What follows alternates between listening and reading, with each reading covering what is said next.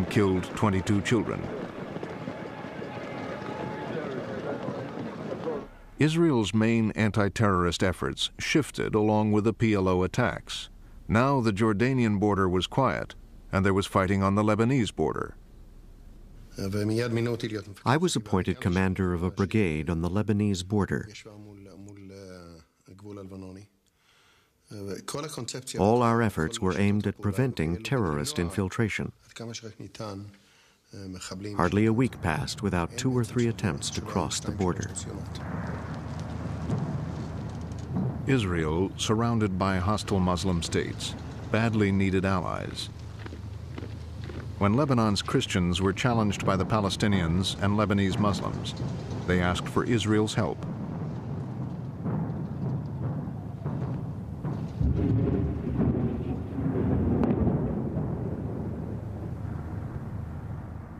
Defense Minister Shimon Peres sent an Arabic-speaking officer on a secret mission to Beirut.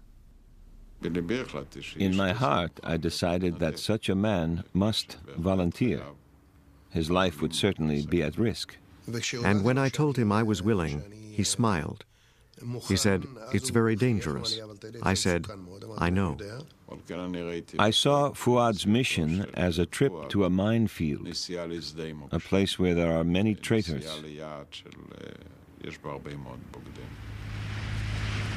The Israeli officers set off aboard a missile boat, sailing in darkness towards civil war-torn Beirut. All Beirut was lit by cannon fire.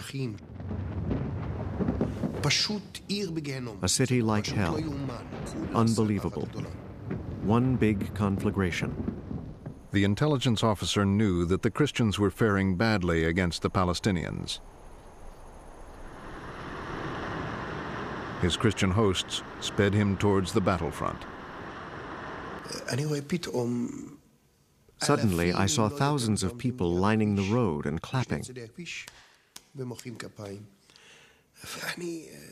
I said to my host, "What's this?" He said, "Let's take a look." Then I see 2 trucks coming up.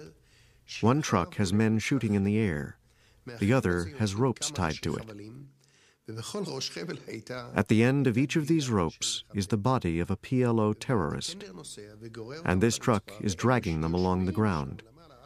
And the men on the back of the truck are just shooting and shooting at them, although they had long been dead.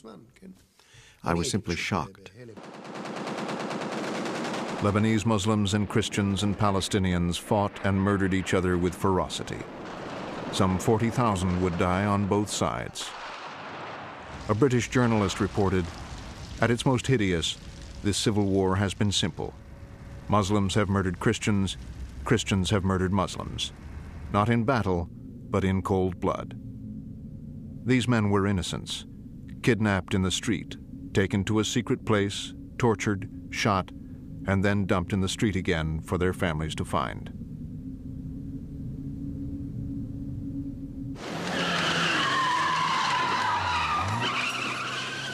The Israeli intelligence officer confirmed deep anti-PLO feeling among the Christians. They desperately needed help. They asked us for weapons, everything. Rifles, Kalashnikovs, Uzis. They asked for cannons. We gave them. Mortars and tanks. We gave them. In 1981, Ariel Sharon became Israel's defense minister. Soon after, the Christian leaders came to a Beirut beach to await a visitor. As I landed, Bashir Gemayel came towards me. He hugged me, shook my hand. He had his officers with him.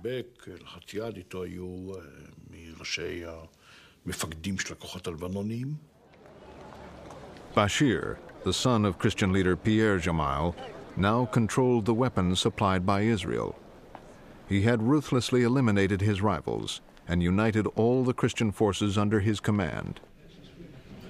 Sharon, at a meeting with the Christian leaders, revealed a plan to root out the Palestinians. فقال للقادة المسيحيين